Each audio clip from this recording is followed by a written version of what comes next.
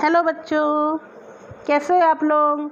I hope इसके video में आप लोगों को मैंने जो बताया वो आप लोगों को समझ में आया होगा, है ना।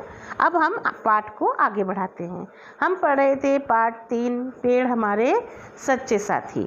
तो इसको जैसे मैंने आप लोगों को पहले बताया कि कैसे बच्चे बदमाशी करते हैं, कैसे वो अपनी कक्षा को छोड़कर आकर पेड़ के ऊपर चढ़कर सब पेड़ पौधों, पत्तियों, डालियाँ, टहनियाँ को तोड़ते हैं, है ना। तो इसको ही हम आगे बढ़ाते हुए पढ़ते हैं। अध्यापिका बच्चों को समझाते हुए ही बोली, बच्चों पेड़ अपने फल स्वयं नहीं खाते, उनके फल फूल तो हमारे लिए ही होते हैं। इससे तुम्हें क्या सीख मिलती है ना। जैसे पेड़ जो है वो पेड़ों पे फल लगता है, पेड़ों से हमको छाया मिलती है, पेड़ों से हमको फूल मिलते हैं, औषधि मिलती है ना। तो इसमें पेड़ का क्या फ़ायदा, कुछ है फ़ायदा। पेड़ ना तो फल खा पा रहा है, ना तो वो फूल से अपने आप को सजा पा रहा है, ना वो अपनी लकड़ी को अपने काम में ला पा रहा है। वो क्या कर रहा है, हमारे लिए कर रहा है। उससे जो भी चीज़ मिलता है वो हमको मिलता है। इसका मतलब वो परमार्थ की काम कर रहा है, सेवा कर रहा है हम लोगों की, है ना। तो इससे हमको ये शिक्षा मिलती है कि हमेशा हमको दूसरों के लिए करना चाहिए। इस बार अतुल ने उत्तर दिया, मैडम जी हमें भी पेड़ों की तरह परोपकार होना चाहिए। परोपकार माने पर का उपकार, पर माने दूसरा, उपकार माने उनका हेल्प करना, उनकी मदद करना। तो परोपकार, पेड़ जैसे परोपकार है, वो हमेशा हमारे उपकार का काम करता है। उससे जो भी सामान मिलता है, उत्पाद मिलता है, वो सब हमारे ही काम आता है। तो पेड़ हमारी सेवा कर रहे हैं, तो हमें भी हमेशा परोपकारी बनना चाहिए, ताकि हमारा काम से दूसरों को मदद मिले और वो बहुत आगे बढ़े। शाबाश बच्चों, क्या तुम जानते हो पेड़ हमें क्या क्या देते हैं। शालिनी झट से बोली, पेड़ हमें खट्टे मीठे फल देते हैं, इसके अलावा भी पेड़ हमें बहुत सी चीज़ें देते हैं। अध्यापिका बोली, पेड़ों से गोंद, छाल, इमरती लकड़ी, जलाऊ लकड़ी और दवाइयाँ आदि भी मिलती है। पेड़ हमें प्राण वायु देते हैं, वे वातावरण को शुद्ध बनाते हैं।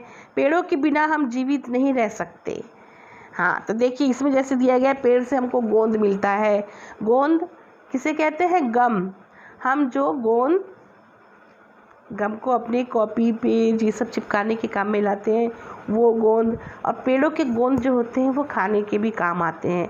वो दूसरे तरीके से बनाए जाते हैं, जो दवाइयाँ बनाने में भी काम आती है, और गोंद की मिठाइयाँ भी बनती है। इसके बाद इमारती लकड़ी मैंने इमारती लकड़ी से घर के दरवाजे, खिड़की, सब फर्नीचर ये सब बनता है। जलाऊ लकड़ियाँ, जहाँ लकड़ी चूल्हा जलता है, दवाइयाँ मिलती हैं। पेड़ हमें प्राण वायु देते हैं, ये आप सबको पता है कि पेड़ से हमें ऑक्सीजन मिलता है और वातावरण को यह शुद्ध बनाते हैं। पेड़ों के बिना हम जीवित नहीं रह सकते। पेड़ नहीं रहेगा, ऑक्सीजन नहीं रहेगा, तो हम कहाँ रहेंगे। जब ऑक्सीजन ही नहीं मिलेगा तो हम जिंदा कैसे रहेंगे। जहाँ पेड़ कम होते हैं वहाँ पानी कम बरसता है, जहाँ पेड़ अधिक होते हैं वहीं बारिश होती है। अब्दुल बोला, मैडम जी हमें तो इन बातों का पहले कुछ भी पता नहीं था। अध्यापिका बोली, जिस देश में घने जंगल होते हैं वहाँ बाढ़ भी कम आती है। पेड़ मिट्टी के कटाव को रोकते हैं, ये खेतों की मिट्टी को उपजाऊ बनाने में भी सहायक होते हैं। जैसे पेड़ जो हैं वो बारिश को खींचते हैं, जहाँ जितना पेड़ होता है वहाँ उतनी ही बारिश होती है। और पेड़ जो क्या करते हैं, मिट्टी का कटाव रोकते हैं। इसके पहले मैंने जैसे आप लोगों को बताया था, भूमि स्खलन जो होता है क्या होता है ना, पिछली क्लास में बताया था मैंने आपको। तो पेड़ की जड़ें जो है मिट्टी को पकड़ कर रखती हैं, तो मिट्टी का कटाव रुकता है। अतुल आश्चर्य से बोला, मैडम जी तब तो पेड़ हमारे लिए बहुत कुछ करते हैं।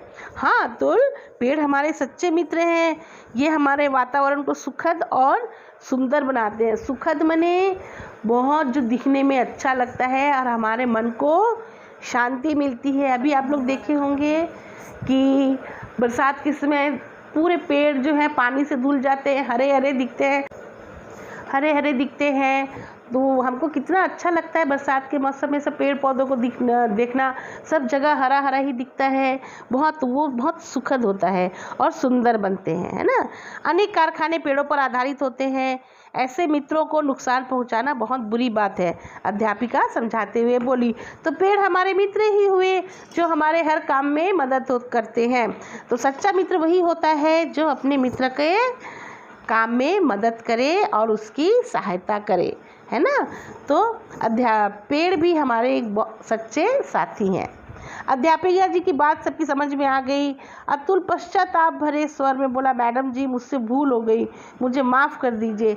पश्चाताप माने पछतावा, बुरा लगना, गिल्टी फील करना कि क्या बोलते, मैंने ये काम गलत किया है, मुझे यह काम नहीं करना चाहिए। तो अंदर ही अंदर उसको अपने दिल में बहुत बुरा लग रहा था।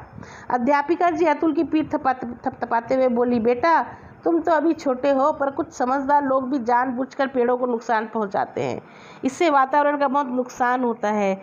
पेड़ों की अंधाधुंध कटाई से ही हमारे देश के कुछ भागों में वर्षा कम होने लगी है, सूखा पड़ने लगा है, मानसून समय पर नहीं आता।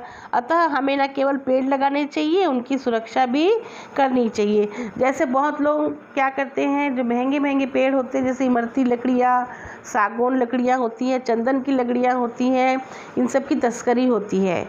और लोग क्या करते हैं, पेड़ों को काट काट के सब फर्नीचर बनाने के लिए बेच देते हैं।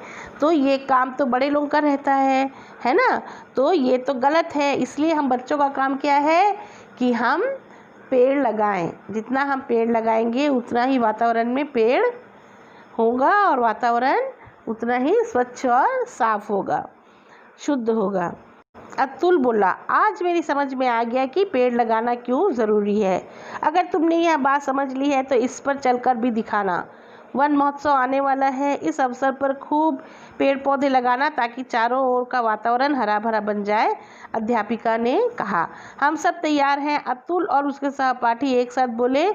अध्यापिका प्रसन्नता से मुस्कुराने लगी। जैसे हमारे भी स्कूल में होता है, पर्यावरण सप्ताह मनाया जाता है, एनवायरनमेंट वीक, तो हम लोग सब पेड़ पौधे लगाते हैं कि नहीं, तो उसे ही वन महोत्सव कहते हैं।